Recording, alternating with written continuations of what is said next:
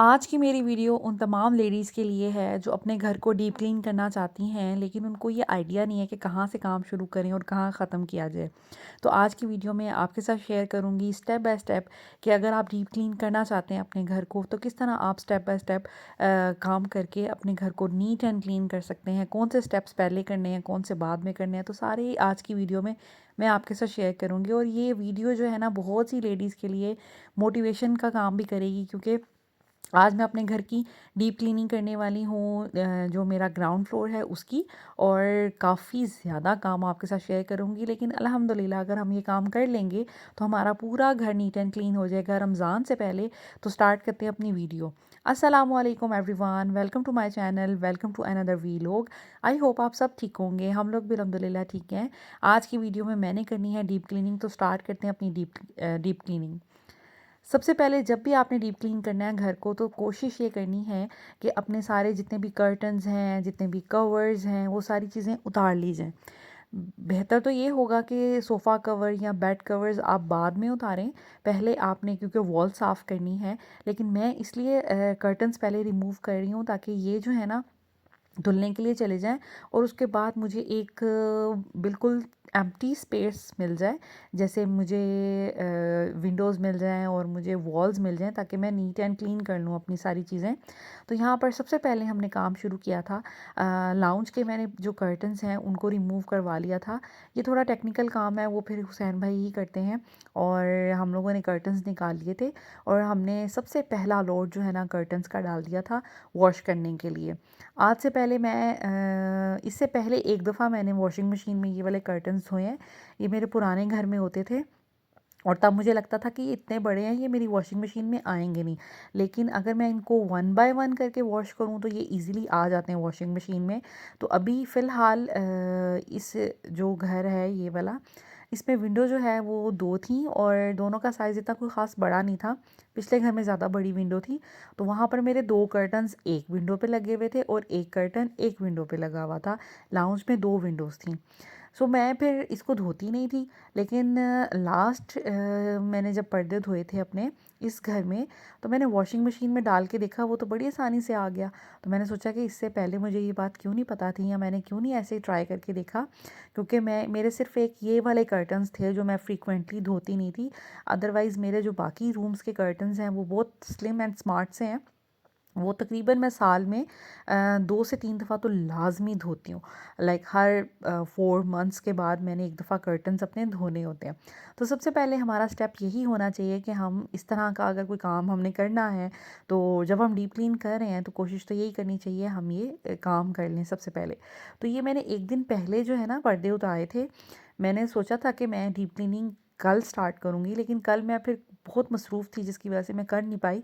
सिर्फ मैंने पर्दे उतारे थे और पर्दे मैंने धोने के लिए रख दिए थे। तो ये रात में धुल गए थे दोनों, पर्दे जो है ना रात से पहले धुल गए थे। मैंने शाम में ये डलवा दिए थे ऊपर छत पे, ताकि ये अच्छे से ड्राई हो जाएँ। और फिर मुझे ये था कि नेक्स्ट मॉर्निंग हम सारी सफाइयाँ वगैरह करेंगे और पर्दे मैं फिर शाम तक लगा दूँगी, क्योंकि हमारा जो घर है वो कॉर्नर वाला है और नज़र बहुत ज़्यादा पड़ती है। तो जैसे ही मैंने पर्दे उतारे थे ना, उसके बाद हम लोग नीचे गए ही नहीं। तो लाइट्स वगैरह भी मैंने लाउंज की ऑफ़ कर दी थी ताकि इतनी कोई ख़ास नज़र ना पड़े। तो बस यहाँ पर मैंने एक पर्दा डाला है, सर्फ़ डाल दिया है, थोड़ा-सा मैंने फैब्रिक कंडीशनर इसमें डाला था ताकि एक अच्छी-सी फ्रेग्रेंस आ जाए कर्टन्स में और कर्टन्स नीट एंड क्लीन हो जाएँ। मेरा काफ़ी ज़्यादा फैब्रिक कंडीशनर लग गया है, क्योंकि मैंने ऊपर वाले भी सारे कर्टन्स धोए हैं, बेड के मैट्रेस कवर धोया है, काफ़ी चीज़ें मैंने धोई। तो लेकिन ये कि चलें, पूरा घर नीट एंड क्लीन तो हो ही गया है। दूसरा ये कि अच्छी-अच्छी सी फ्रेग्रेंस आती है ना जब कर्टन्स वगैरह से, बेड शीट्स वगैरह से, तो बड़ा ही अच्छा फ़ील होता है। ख़ैर, ये नेक्स्ट मॉर्निंग का क्लिप है जिस दिन हमने सारी क्लीनिंग की। तो ये वाले पर्दे फिर मैंने आज के दिन धोए थे। उसके बाद जो दूसरा स्टेप है वो ये है कि आपने जितनी भी आपकी बेडिंग्स हैं, आपके जितने भी पिलो कवर्स हैं, कुशन कवर हैं, आप अगर उतारने वाले हैं तो आप उनको उतार के उनका भी एक लॉट बना दें, ताकि ये काम भी साथ के साथ हो जाए। जितनी देर में आप सफाई वगैरह करेंगी, तो आपकी अगर ऑटोमेटिक वॉशिंग मशीन है तो आपका ये काम भी साथ ही साथ चलता रहे। अच्छा, मेरे लिए क्लीनिंग करना अल्लाह का शुक्र है कि बहुत आसान है, इसलिए क्योंकि मेरे पास जो है ना वो ऑटोमेटिक वॉशिंग मशीन है। ऑटोमेटिक वॉशिंग मशीन ना हो तो फिर ये काम बहुत मुश्किल हो जाता है। फिर आप इतना फ्रीक्वेंटली जो है ना कर्टन्स और ये चीज़ें नहीं धो सकते। ये एक सच्ची बात है। उसके बाद जो तीसरा स्टेप है हमारा, हमने कोशिश करनी है जितनी भी हमारी वॉल्स हैं उनको क्लीन कर लिया जाए, हमारी सीलिंग को क्लीन कर लिया जाए, क्योंकि वक्त के साथ साथ इसमें डस्ट भी पड़ती है। इसके अलावा इसमें स्पाइडर वेब्स भी लग जाते हैं। और आपको तो पता है कि नबी पाक का भी ये फरमान है कि जिस घर में मकड़ी के जाले लगते हैं उसमें मुफलिसी आती है। तो कोशिश किया करें कि मकड़ी का जाला ना लगने दिया जाए। अपनी वॉल्स को, अपनी सीलिंग्स को साफ़ करते रहना चाहिए ताकि कहीं पे भी मकड़ी का जाला ना लगे, क्योंकि ये बात नबी पाक ने भी कही है। तो फिर हमें उसका बहुत ज़्यादा ख्याल रखना चाहिए। तो बस यहाँ पर मेरी कोशिश यही होती है कि हर दूसरे तीसरे महीने बाद मैं इसी ब्रश की मदद से जाले साफ़ कर लेती हूँ। इसमें कोई टाइम नहीं लगता। सफाई से पहले अगर आप ये काम कर लें तो आपका बड़ी जल्दी ये काम हो जाता है, और इसके लिए कोई स्पेशल आपको टाइम नहीं निकालना, स्पेशल कोई काम नहीं करना, कोई इतना मुश्किल काम नहीं है। तो यहाँ पर आपको पता है आजकल सीलिंग्स डिफरेंट डिफरेंट डिज़ाइंस की बनी होती हैं घर में, तो वो काफ़ी वहाँ पर भी डस्ट जम जाती है, स्पाइडर वेब्स आ जाते हैं। तो वो मैं साफ़ करी थी। साथ ही साथ जितने भी डोर्स होते हैं ना उसके ऊपर जो ये फ्रेम होता है डोर का, इस पे भी डस्ट आ जाती है या छोटे छोटे मकड़ी के जाले लग जाते हैं। तो उसको कोशिश किया करें कि साफ़ कर लिया करें, ताकि एक दफ़ा थोरली आपका घर जो है ना, वो आपकी वॉल्स एंड आपकी सीलिंग्स जो है ना वो क्लीन हो जाए। सफाई जब भी शुरू करते हैं तो ऊपर से शुरू करते हैं। लाइक हम पहले छतें साफ़ करेंगे, फिर दीवारें साफ़ करेंगे, पंखे साफ़ करेंगे, उसके बाद फिर सारा गंद, सारी डस्ट जो है वो नीचे फ्लोर पे आ जाती है। फिर आप फ्लोर को साफ़ किया करें। सो पहला काम हमारा यही होना चाहिए। अगर हम लोग पहले फ्लोर साफ़ कर लेंगे तो फिर ऊपर से जो कुछ उतारेंगे वो फिर दोबारा नीचे ही आएगा, तो फिर कोई फ़ायदा नहीं होगा। उसके बाद जो फोर्थ स्टेप है वो ये है कि आपने अपने फ़ैन साफ़ कर लेने हैं। वैसे तो गर्मियों में फ़ैन ज़्यादा गंदे होते हैं, क्योंकि जब चल रहे होते हैं तो वो काफ़ी डस्ट, ग्रीस वगैरह अपनी तरफ कैच करते हैं। लेकिन ये कि अभी फिर भी थोड़ी बहुत डस्ट जो आती रहती है इधर उधर से, तो फ़ैन के ऊपर लग जाती है। तो मैंने जब सोचा कि मैं पूरी क्लीनिंग करवाऊँगी तो फिर मैंने सोचा था कि मैं अपने फ़ैन भी साफ़ करवा दूँगी। हल्की-हल्की इस पे डस्ट थी, ओवरऑल इतनी कोई ख़ास डस्ट नहीं थी, तो मैंने फिर इनको भी क्लीन करवा लिया था। ये जो छोटे-छोटे काम होते हैं ना, छोटी-छोटी चीज़ें होती हैं, इससे इतना फ़र्क पड़ जाता है कि जब आप घर को डीप क्लीन एक दफ़ा करते हैं ना, थॉरली हर चीज़ साफ़ करते हैं, तो यकीन करें कि उसके बाद ऐसी फ़ीलिंग आती है कि घर में पता नहीं लाइटिंग ज़्यादा हो गई है या फिर घर ज़्यादा रोशन लगने लग गया है, क्योंकि इतनी डस्ट छोटी-छोटी हर जगह पे पड़ी होती है। जब वो साफ़ होती है ना, तो ओवरऑल ही घर की लुक चेंज हो जाती है। इसी तरह जब मेरी अम्मी डीप क्लीन किया करती थी, तब पहले ज़माने होते थे, ट्यूब लाइट्स हमारे घर में लगी होती थी। तो जब हम ओवरऑल जब डीप क्लीन घर को करते थे तो हम जब वो ट्यूब लाइट भी अक्सर मामा मुझसे साफ़ करवाया करती थी। तो जब उनको साफ़ करते थे ना, तो ऐसा लगता था कि लाइटिंग एकदम ब्राइट हो गई है, ज़्यादा हो गई है। उस पे भी डस्ट पड़ जाती थी, तो उसको हम साफ़ करते थे तो बड़ा अच्छा फ़ीलिंग आती थी। खैर यहाँ पे पंखे साफ़ हो गए थे। उसके बाद जो है ना मैं फिर नीचे वाली साइड पे आ गई थी। अब जितने भी ड्रॉर्स हैं ना मैं उनको क्लीन कर रही हूँ। वैसे तो मैंने ड्रॉर्स में बहुत कम चीज़ें रखी होती हैं, क्योंकि हमारे पास कबर्ड की स्पेस काफ़ी ज़्यादा है। इस घर में काफ़ी ज़्यादा कबर्ड्स हैं और हर चीज़ मैंने बच्चों की पहुंच से भी दूर रखी हुई है। तो मेरी कोशिश ये होती है कि मैं कबर्ड्स में रखूँ स्टेशनरी, मेकअप, इसके अलावा जो हमारी क्लीनिंग टूल्स होते हैं या जो भी। तो मेरी कोशिश यही होती है कि वो कैबिनेट्स में हों कबर्ड के। तो मेरे जितने भी साइड टेबल्स हैं, जितने भी ड्रेसिंग टेबल हैं, ये कंसोल है, इसके ड्रॉर्स में मैं ऐसे कुछ रखती नहीं हूँ। ये हस्बैंड ने यहाँ पर कुछ लाइक नट्स वगैरह कुछ ऐसी चीज़ें रखी हुई हैं। इसके अलावा उन्होंने कुछ ये छोटी-छोटी पिन्स हैं, चार्जर्स हैं, ये चीज़ें मैं छेड़ूँगी नहीं, क्योंकि इसमें से ये मेरी लाइक चीज़ें नहीं हैं। अगर मैंने कोई भी वायर इसमें से इधर से उधर कर दी ना, तो फिर मसला पड़ जाएगा, क्योंकि वो अगर ज़रूरत की हुई तो फिर बाद में वो मिले ना मिले तो फिर बड़ी परेशानी होगी। सो मैंने इसको एज़ इट इज़ ही इस बास्केट में रख दिया है। तो ये मेरे काम की चीज़ नहीं है, ये हस्बैंड ही इसको डिस्कार्ड करेंगे अगर कोई चीज़ इसमें से करनी हुई। उसके बाद ये जो दूसरा ड्रॉअर है, इसमें ऐसे रैंडमली कोई चीज़ हम लोगों ने स्टोर करनी हो, सफाई की, इसमें कोई टॉयज़ रख देते हैं। फिर जब मैं मुझे फुर्सत मिलती है या मैं कभी इसको देखती हूँ, तो फिर मैं बाकी चीज़ें जो है ना वो सेपरेटली हर जगह पे जो जो प्रॉपर प्लेस उसकी होती है वहाँ पे रख देती हूँ। उसके बाद ये एंट्रेंस पे पड़ा होता है, तो इसमें मैंने एक प्यारा सा ये वेस्ट रखा हुआ है। उसके बाद मैंने इसमें फ्रेगरेंस रखी होती है, ताकि जब घर में कोई एंटर हो तो उसको फ्रंट पे ही खुशबू का एहसास हो, उसको अच्छी सी एक फ्रेगरेंस आए। तो मैं ज़्यादातर जितनी भी मेरी एसेंस होते हैं या कोई भी फ्रेगरेंस के लिए कोई अगरबत्तियां हैं या कोई भी चीज़ है तो यहीं पे रखती हूँ और यहीं पे जलाती हूँ ताकि एंटर होते ही एक अच्छी सी खुशबू आए। उसके बाद ये है जी मेरा ग्लास क्लीनर जो कि मैंने ख़ुद बनाया है। इसमें मैंने पानी डाला है और साथ में मैंने इसमें विनेगर डाला है। आपके घर में हर किसी के घर में सिरका तो होता ही है। आधा सिरका लें, आधा पानी लें तो इतना शानदार ग्लास क्लीनर बन जाता है। जब से मैं ये बनाना शुरू मैंने किया है तो उसके बाद मैं ग्लास क्लीनर नहीं लेके आती। मैं अपने घर के जितने भी ये शीशे होते हैं ना, इसी से साफ़ करती हूँ। वो चाहे विंडो के हों या वो ये लुकिंग मिरर हों। तो मैं इसी से साफ़ करती हूँ। ये मैंने अपनी बॉटल लाइक एक बॉटल मेरे पास पड़ी हुई थी, उसी में मैंने बना लिया था और बड़े अच्छे से इससे सफाई हो जाती है।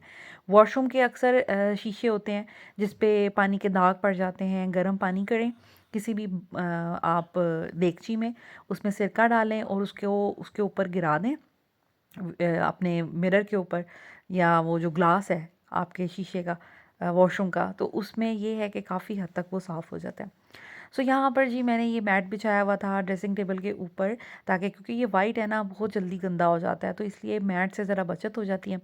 तो वो भी मैंने अब वॉशिंग के लिए कर दिया है क्योंकि वो काफ़ी मैला हो रहा था, तो मैंने सोचा अब इसको धो लेना चाहिए। इस रूम में आजकल भाई जो है वो रहते हैं, मेरा जो भाई है वो रहता है। तो यहाँ पे उसकी कुछ ज़रूरत की चीज़ें पड़ी हुई हैं तो ये उसको हम ऐसे ही रखेंगे। और बस ये जो बाकी ड्रॉर्स हैं इनको मैं क्लीन कर लूँगी। इसमें मैंने जैसे बताया कुछ नहीं पड़ा, बस बच्चों बच्चों का दिल करता है समटाइम्स कोई भी चीज़ कहीं पे भी घुसा देते हैं, तो इन्होंने वैसे ही घुसाई हुई है।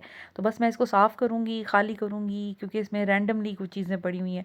वो मैं जो फेंकने वाली हैं वो फेंकूँगी, जो ऊपर पहुँचाने वाली हैं वो ऊपर पहुँचाऊँगी और इसको भी मैंने क्लीन कर लिया था। उसके बाद ये वाला ड्रॉर भी अमूमन खाली रहता है। पहले मैं इसमें डायपर्स रखती थी, अब मैं टोटली ज़्यादातर मेरा टाइम ही ऊपर गुजरता है तो मैं फिर नीचे डायपर्स नहीं रख रही आजकल। तो वरना यहाँ पे मैंने एक्स्ट्रा कुछ डायपर्स रखे होते थे कि ज़ावियार का अगर डायपर मुझे नीचे चेंज करना हो तो फिर मेरे पास यहाँ पर डायपर्स होने चाहिए, लेकिन आजकल मैंने इसमें कुछ भी नहीं रखा हुआ, तो ये भी खाली था। यहाँ पर बच्चों की कुछ बुक्स पड़ी होती हैं और क्योंकि रफ़ नोटबुक्स वगैरह जब मैं इनको नीचे पढ़ाती हूँ, कभी नीचे पढ़ा लेती हूँ, कभी ऊपर पढ़ा लेती हूँ। तो जहाँ पे भी मैं पढ़ाऊँ फिर इनकी बुक्स वगैरह पड़ी होती हैं तो वो फिर मैं एज़ इट इज़ यहाँ पर रख देती हूँ। और बस यहाँ पे बड़ी बेसिक सी चीज़ें पड़ी हुई हैं और इनके स्कूल बैग्स भी मैं यहीं पे पड़े रहने देती हूँ क्योंकि यहाँ से ईज़ी होता है ना सुबह स्कूल जाना और यहीं पे रख देना वापस आकर। सो यहाँ पर ये चीज़ें पड़ी रहती हैं। ये कुछ ज़रूरत की चीज़ें हैं जो भाई यूज़ कर रहा है आजकल। लोशन है, हेयर ब्रश है और इस तरह की चीज़ें। ख़ैर अंदर से सारे ड्रॉर्स मेरे खाली हो गए थे।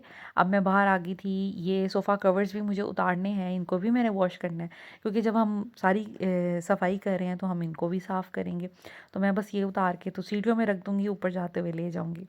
उसके बाद हम बनाएंगे ऑल पर्पस क्लीनर। ये मेरा बड़ा ही फेवरेट है और जब से मुझे इसका पता चला है मैंने बाज़ार से तरह तरह के क्लीनर्स लेना बंद किए हैं। आपने सिंपल डिश वॉशिंग सोप डालना है पानी में, विनेगर डालना है और थोड़ा सा मीठा सोडा जो हम चनों को भी लगाते हैं ना वो वाला सोडा। इतना कुछ शानदार क्लीनर है, इससे आप घर की हर चीज़ साफ़ कर सकते हैं, चाहे वो सोफ़े हों, चाहे वो वॉल्स हों। वॉल्स पे अक्सर बच्चों ने लिखा होता है मेरी वॉल्स गंदी हैं, तो अब मैं यहाँ पर मैं वॉल्स की तरफ आ गई थी। हुसैन भाई अपने काम कर रहे थे तो मैंने सोचा मैं अपने काम करूँ। और यहाँ पर ना मुझे वॉल्स बड़ी मैली मैली लग रही थी, गंदी लग रही थी। बच्चों के हाथ चलते फिरते बच्चे लगा देते हैं, कोई चीज़ खाई वो लगा दिया। अब जावियार ने यहाँ पे चॉकलेट लगाई हुई थी और ये पेंसिल से कुछ लिखा हुआ था ईज़ा ने। तो ईज़ा और जावियार ना वॉल्स गंदी करते हैं। सो मैंने यहाँ पर ये उतर नहीं रहा था तो सोडा थोड़ा सा और लगाया और विनेगर, तो ये बड़ी आसानी से उतर जाता है। आज से 5 साल पहले मैंने अपने पुराने घर की हाफ़ ऑफ वॉल्स साफ़ की थी। तब ज़ैनब फ़ातिमा जो है ना वो कोई ना कोई मार्कर पेंसिल पकड़ के उन्होंने बड़ी वॉल्स ख़राब की थी। तब मेरे पास कोई हाउस हेल्प भी नहीं होती थी, मैं कपड़े धोती थी या किचन का कोई काम करती थी या सफाइयाँ या वॉशरूम धोती थी, तो पीछे से इन्होंने कोई ना कोई काम ख़राब किया होता था। सो मैंने तब उस घर की ना हाफ़ ऑफ वॉल्स साफ़ की थी। तब मैं व्लॉगिंग भी नहीं करती थी, मेरे पास बहुत टाइम होता था तो मैं फिर इस तरह की डीप क्लीनिंग वगैरह कर लेती थी। अब एक तो टाइम कम होता है, दूसरा ये कि शायद मुझे ऐसा लगता है अब मेरे में हिम्मत थोड़ी सी पहले की निस्बत कम हो गई है। पहले तो मैं बहुत काम किया करती थी, कारपेट्स धो रही हूँ और बहुत ज़्यादा काम करती थी। एनीवेज़ यहाँ पर जितनी-जितनी वॉल्स जो-जो मुझे गंदी लग रही थी ना, मैंने उनको साफ़ कर दिया और वाक़ई काफ़ी हद तक ये साफ़ हो गई थी और ये तो मैजिकल है ही है। मैं क्योंकि इसको मैंने जैसे बताया 5 से 6 साल हो गए हैं मैं ये फ़ॉर्मूला जो है वो यूज़ कर रही हूँ। बहुत अच्छे से इससे साफ़ हो जाती है। ये तरह-तरह की चीज़ें लगी हुई थी, कहीं कहीं पे हाथ के निशान लगे हुए थे, कहीं पे वैसे ही मैली, कहीं पे पेंसिल, पेन के निशान थे, तो वो सारे मैंने साफ़ कर दिए। और यकीन करें कि इसमें ज़्यादा एफ़र्ट भी नहीं लगती, बहुत कम टाइम में ये हो जाता है। जहाँ पर आपको लगे मार्कर या किसी पेंट के बहुत डीप निशान हैं, तो अपने कपड़े के ऊपर थोड़ा-सा विनेगर लगाएँ और थोड़ा-सा सोडा लगाएँ और उस जगह पर रगड़ें, इतने अच्छे से साफ़ हो जाते हैं। इसके अलावा इसी क्लीनर से मैं अपने जितने भी स्विच बोर्ड्स हैं, वो साफ़ करती हूँ, 2 मिनट में साफ़ हो जाते हैं और बहुत अच्छे हो जाते हैं। और इसी जो लिक्विड है, इससे मैं अपने सोफ़े भी साफ़ करती हूँ। लाइक ये काफ़ी चीज़ों के लिए मैं यूज़ करती हूँ। उसके साथ-साथ ही हम यहाँ पर करेंगे अपनी विंडोज़ क्लीन।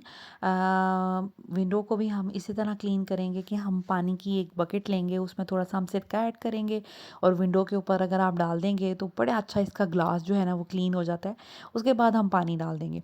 अच्छा, ये आप स्प्रे की फ़ॉर्म में भी कर सकते हैं और आप सिंपल इसको धोने की फ़ॉर्म में भी कर सकते हैं। अच्छा जी, उसके बाद यहाँ पर वो जो क्लीनर मैंने बनाया था, उसी से मैं अपने सोफ़े साफ़ करती हूँ। लाइक एक ही क्लीनर है, जिससे आपके स्विच बोर्ड भी साफ़ हो जाएँगे, आपकी वॉल्स भी साफ़ हो जाएँगी, आपका हर तरह का फ़र्नीचर भी साफ़ हो जाएगा।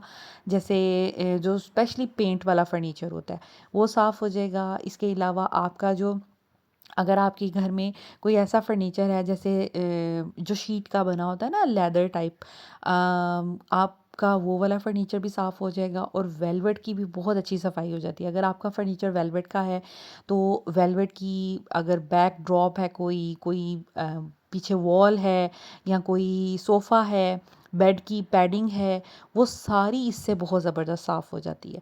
आपको हल्की सी एफ़र्ट करनी पड़ती है और बहुत अच्छा साफ़ हो जाता है। हर तरह का जर्म्स इससे क्लीन हो जाते हैं, हर तरह की स्मेल बैड जो है सोडे से सोडा मदद करता है हर तरह की बैड स्मेल को दूर करने के लिए। तो सिरका और सोडा जो है ना वो बहुत से कामों के लिए बेनिफिशियल है। अच्छा जी, यहाँ पर मैंने बच्चियों को भी काम पे लगाया जैसे मैंने कल लगाया था वैसे ही मैंने आज लगाया। मैंने कहा कि चलें आप भी मेरी हेल्प करें और काम करें, क्योंकि बच्चों को साथ-साथ एंगेज भी करना पड़ता है।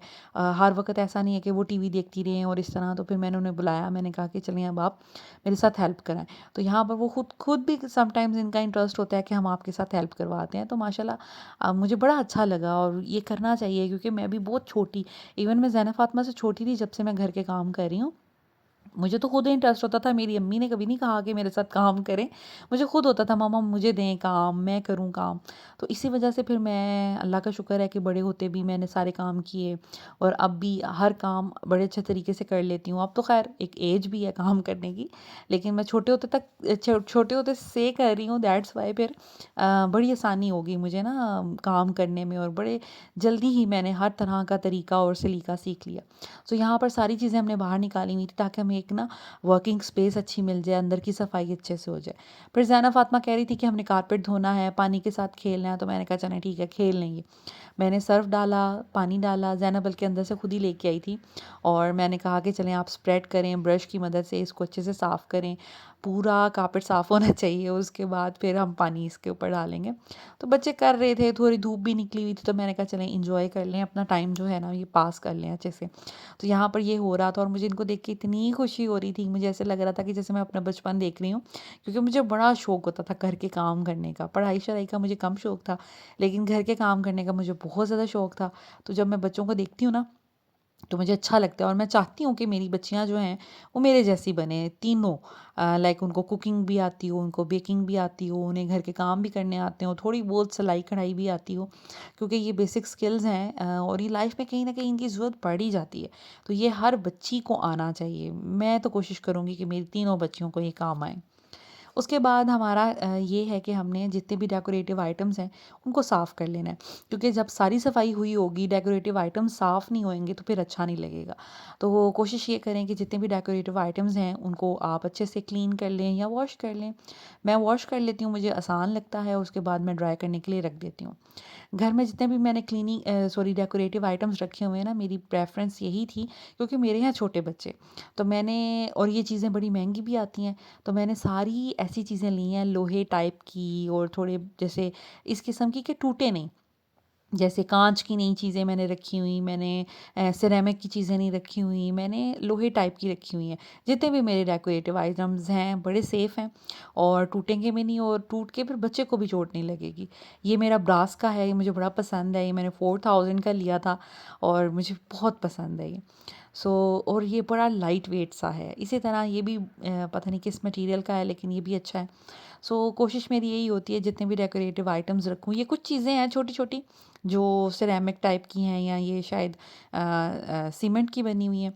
लेकिन ये कि ये मैंने फिर इस तरह रखी होती हैं कि ज़ावियार की पहुँच से दूर रहें। वैसे अल्लाह का शुक्र है कि ज़ावियार और इज़ा जो है ना, वो डेकोरेटिव आइटम्स के साथ खेलते नहीं हैं, ना उनको छेड़ते हैं। ज़ैनब और फ़ातिमा की दफ़ा मुझे डर था, तो इस वज़ह से मैंने हर चीज़ इधर-उधर करती थी। लेकिन ज़ैनब फिर भी चीज़ें छेड़ती थी, लेकिन इज़ा और ज़ावियार जो है ना, वो इस तरह की चीज़ों को के साथ ना खेलते नहीं हैं। तो ज़ैनब की दफ़ा तो मैंने अपने घर से सारे डेकोरेटिव आइटम्स उठा लिए थे और ये सारे फिर मैंने बाद में लिए जब ज़ैनब फ़ातिमा थोड़ी बड़ी हो गई थी। इज़ा और ज़ावियार अल्हम्दुलिल्लाह इन चीज़ों में कोई इंटरेस्ट नहीं लेते। ख़ैर यहाँ पर जितने भी मेरे प्लांट्स थे, पॉट्स थे और डेकोरेटिव जितनी भी आइटम्स थीं, वो सारे मैंने निकाल लिए थे, वॉश करके रख रही थी ताकि जब तक सफाई हो फ़र्श वगैरह धुलेगा तो ये चीज़ें भी ड्राई हो जाएँगी, फिर मैं इनको प्रॉपर इनकी प्लेस में रख दूँगी। तो यहाँ पर बस वही काम हो रहा था। मीनवाइल हुसैन भाई अपना काम कर रहे थे। तो ये देखें ये सारे सुथरे हो गए हैं। अब मैं फिर जब ये ड्राई हो जाएँगे थोड़ी देर में तो इनको इनकी प्लेस पे वापस रख दूँगी। उसके बाद यहाँ पर ये जो मैट है, मैंने यहाँ पे मैट रखा हुआ था, वो मैंने उतार लिया था। तो फिर ये वाला जो मैट है ना, ये ज़ैनब लेके आई थी। ज़ैनब ने इसको प्रेस किया था। मैंने ज़ैनब को कहा था चलो देखती हूँ कि इसको आता है कि नहीं आता। मैंने ज़ैनब को बताया कि आपने इसको पानी लगाना है और प्रेस करना है। जस्ट ज़ैनब को ना बिज़ी करने के लिए, क्योंकि वो बार-बार कह रही थी कि मुझे कोई काम दे। तो मैंने कहा चलें ठीक है और उसने काफ़ी अच्छा कर दिया था। उसके बाद जी हमारा जो स्टेप है नेक्स्ट वो ये है कि अब हमने ऊपर से सारी क्लीनिंग, डस्टिंग हर चीज़ हो गई है। उसके बाद अब हम करेंगे अपने फ्लोर को क्लीन। फ्लोर यहाँ पे धुलते नहीं हैं क्योंकि इन घरों के ना उसका बहुत ज़्यादा मसला है। पानी फेंको किधर, जाता किधर है, जगह-जगह जमा हो जाता है, तो बहुत ज़्यादा मुश्किल होती है। तो इस वजह से हम इनको धोते तो नहीं हैं।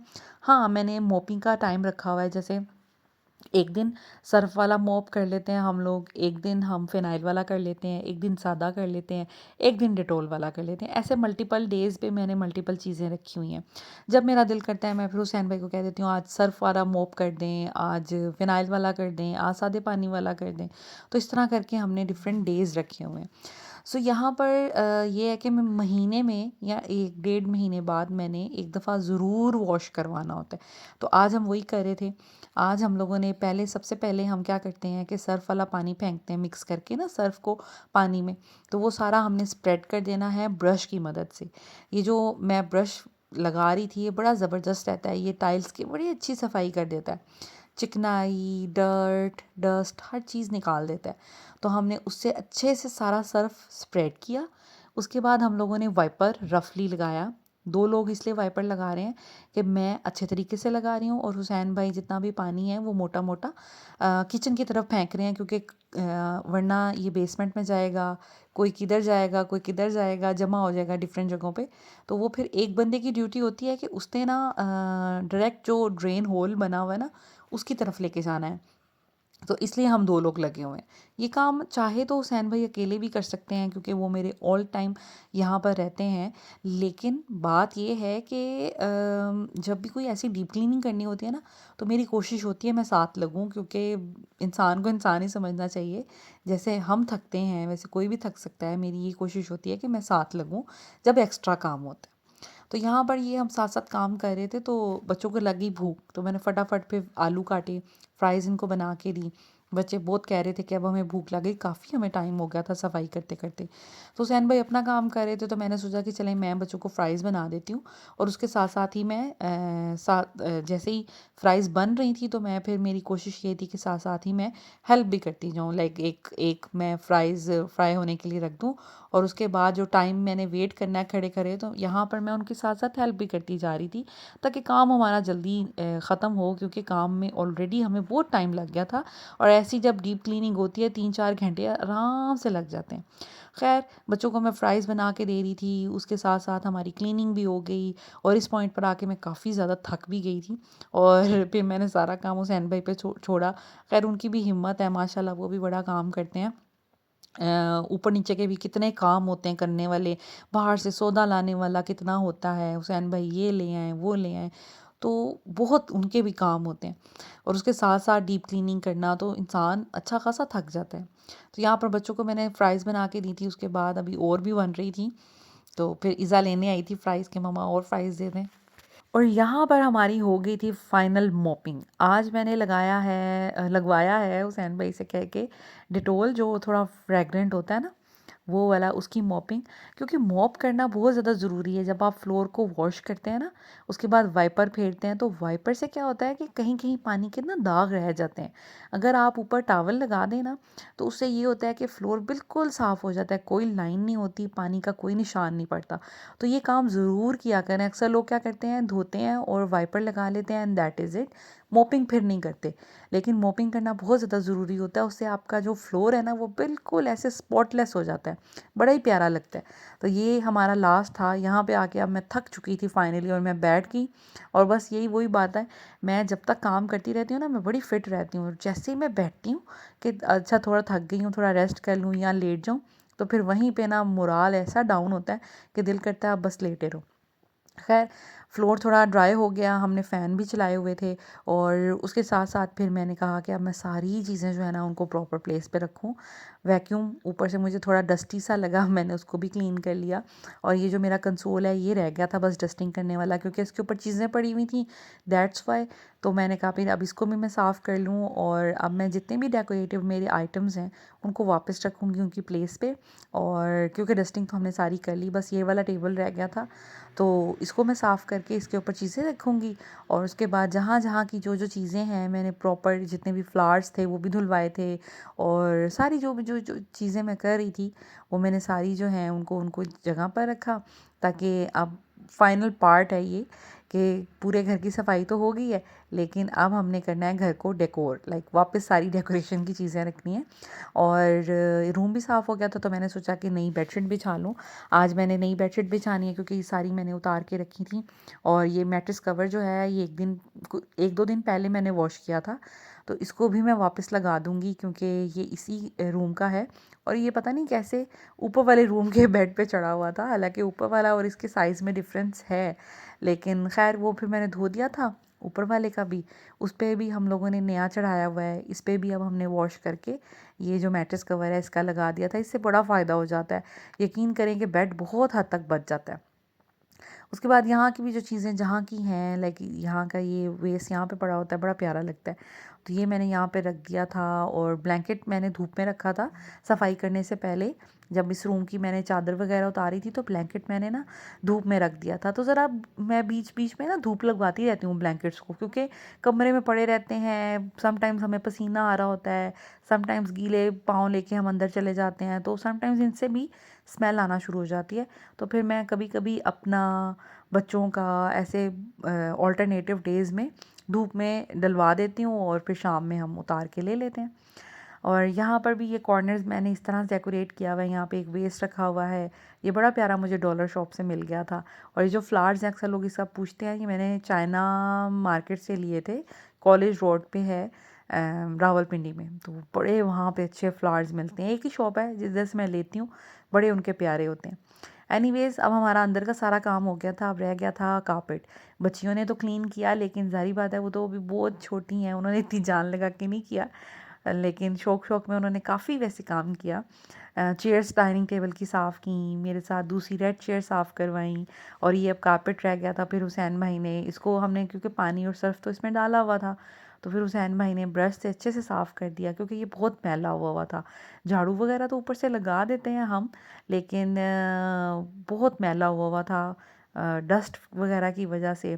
बच्चे ऊपर जूते लेके भी समटाइम्स आ जाते हैं, इस वजह से भी। तो फिर मुझे था कि चलें अब सफाई हो रही है तो इसको भी हमने साफ़ लाज़मी करना है। आज हमने जो गराज है ना, वो बस कारपेट की वजह से हमें आगे-आगे से धोना पड़ा।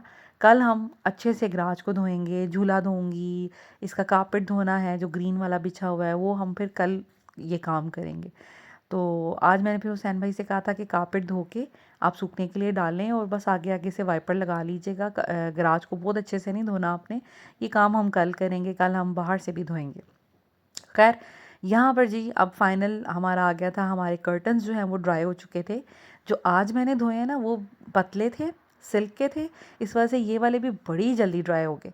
मैं इनको इस्त्री करने लगी, लेकिन फिर मैंने नोट किया कि इनको इस्त्री करने की ज़रूरत नहीं है, इनमें बिल्कुल भी कोई रिंकल्स वगैरह नहीं थे। तो फिर मैंने सोचा कि इनको एज़ इट इज़ लगा देते हैं, इलेक्ट्रिसिटी भी सेव करते हैं और अपनी एफ़र्ट भी सेव करते हैं। वरना अगर ज़रा सा भी मुझे लगता ना कि इसको ज़रूरत है प्रेस करने की, तो मैं प्रेस किए बगैर नहीं बिल्कुल भी बिछाती, सॉरी चढ़ाती इनको। सो यहाँ पर हम वो काम कर रहे थे। अब फाइनल हमारा हो गया था, रात हो चुकी थी, शाम लाइक तकरीबन 6 साढ़े 6 बजे का टाइम था। तो मुझे ये था कि अब बाहर से ना फिर बहुत नज़र आएगा, अभी हमने डिनर करना है, नीचे शायद बैठना है, तो कल भी पर्दे उतरे हुए थे तो फिर अच्छा नहीं लग रहा था। इस वजह से मुझे था कि अब रात हो गई है, तो अल्लाह का शुक्र है कि पर्दे वैसे भी ड्राई हो चुके थे। सो अब हम फिर इसको कर रहे थे अरेंज।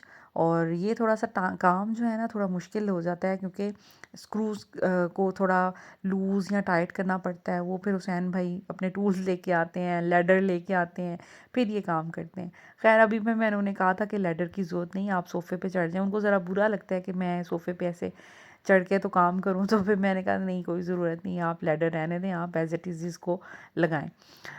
यहाँ पर दूसरी साइड पे भी हुसैन भाई ये काम कर रहे थे, तो फिर मैंने सोचा कि टेबल का कवर लेके आई थी मैं। अब इंशाल्लाह ताला इस टेबल का भी कुछ ना कुछ मैं करूँगी क्योंकि बहुत हो गई है इसके साथ। इसकी जो ऊपर वाली शीट है ना काफ़ी ख़राब हो गई, मैं सोच रही हूँ इस पे ना कोई स्टिकर टाइप लगा लूँ। तो फ़िलहाल हम जुगाड़ करेंगे इसके साथ कुछ ना कुछ, लेकिन आज नहीं, फिर किसी दिन। यहाँ पर क्लॉक मैंने उतारा था उसकी डस्टिंग करने के लिए, तो कील भी साथ ही आ गया बाहर। तो फिर मैंने हुसैन भाई से कहा था कि आप प्लीज़ नया कील ले आएँ, वो लगा दें। कुछ टूल्स लेके आए थे ये नीचे से, मैंने 1-2 सीनरीज़ भी लगानी थी लिविंग एरिया में, और साथ में मैंने ये क्लॉक भी लगाना था। तो ये हम लोग अभी ये वाला काम करेंगे, फाइनल टच रह गए हैं हमारे। और यहाँ पर ना लाउंज में शुरू से ही ना ये वाला जो एरिया है यहाँ पर ना शायद ग्लोब लगने की जगह है, लाइक जो जो लाइट्स होती है ना फैंसी, वो लगने की जगह है, लेकिन यहाँ पे लगी नहीं थी इस घर में ही ना। तो ये बड़ी बुरी लगती हैं वायर्स। वैसे तो 1 साल हो गया हमें इस घर में आए हुए, लेकिन मैं ये सोचती थी ग्लोब मंगवा के लगाऊं, लेकिन फिर मैंने सोचा कि अब ये बहुत हो गया। अब मेरे पास 2 सीनरीज़ बड़ी अच्छी पड़ी हुई हैं, इस स्पेस के लिए बड़ी अच्छी थी। मैंने सोचा कि ये लगा देती हूँ, तो ये भी फिर मैंने हुसैन भाई से लगाई। और ये है जी हमारे रूम की लुक। आपने मुझे ज़रूर बताना है घर कैसा लग रहा है, और क्या आपने अपनी रमज़ान की क्लीनिंग स्टार्ट कर दी है, और अगर कर दी है तो ज़रूर मुझे कमेंट्स में बताइएगा। और आपको मेरा तरीका कैसे लगा सफाई करने का, लाइक हमने हेड टू टो सारी सफाई की है। सो ये कुछ ओवरऑल लुक है घर की। आप में से कुछ लोग मुझे कह भी रहे थे कि आप अपने घर का टूर भी करवाएं, जिन्होंने शायद नया ज्वाइन किया है। तो ये हमारा ग्राउंड फ्लोर है। इससे पहले जो मैंने डीप क्लीनिंग की थी वो हमारा फर्स्ट फ्लोर था, और ग्राउंड फ्लोर में एक गेस्ट रूम है, लाउंज है, किचन है। गेस्ट रूम हम यूज़ नहीं करते, ये गेस्ट के लिए ही रखा हुआ है। लाउंज हम यूज़ करते हैं, डाइनिंग एरिया हमारा बहुत ज़्यादा यूज़ होता है, और उसके अलावा किचन। सो ये है जी हमारा लाउंज। एंट्रेंस पे बिल्कुल हमने यहाँ पे टेबल रखा हुआ है, कंसोल, और इसकी डस्टिंग वगैरह मैंने आपके साथ शेयर की है, इसके अंदर क्या रखा हुआ है वो भी शेयर किया है। ये है जी हमारा लाउंज, और ये सीनरीज़ मैंने यहाँ पर ऐसे करके एडजस्ट करवा ली हैं। अब ओवरऑल अच्छी लग रही है। ये खाली जगह भी थी, एक तो फिल हो गई, दूसरा वो वायर्स जो हैं वो छुप गई हैं, तो ओवरऑल अच्छा लग रहा है। दूसरी साइड पे मैंने ये लगा ली है, कैलीग्राफी है बड़ी खूबसूरत। तो मुझे लगा कि ये अप्रोप्रिएट लगेगी यहाँ पे। आपने मुझे बताना है कि ये कैसी लग रही है। प्लांटर भी मैंने वॉश करवाया था, और यहाँ पर जितने भी डेकोरेटिव आइटम्स हैं ये भी साफ़ सुथरे हो गए हैं। और ये कंसोल बड़ा प्यारा लगता है, ये भी हमने खुद बनवाया था। और ये है जी मेरा सोफ़ा। इसके ऊपर अभी कुशन्स नहीं रखे, क्योंकि कुशन्स जो हैं मैं सोच रही थी उनको वॉश करूँ, फिर बाद में मेरा दिमाग जैसे वो फिर जहन बदल गया। अब मैं इसको एज इट इज़ रखूँगी, क्योंकि वॉशिंग मशीन में वो धुलेंगे नहीं, तो कहीं मैं किसी पंगे में ना पड़ जाऊँ। खैर ये है जी ओवरऑल लुक। ये हमारे टेबल आ गए, सेंटर टेबल जो साइड पे हमने रखे होते हैं, और इसके ऊपर एक छोटा सा प्लांटर मैंने रखा हुआ है, खूबसूरत लगता है। बाकी ये टेबल बड़े काम की चीज़ है, ये भी हमने मरी रोड रावलपिंडी से लिए थे।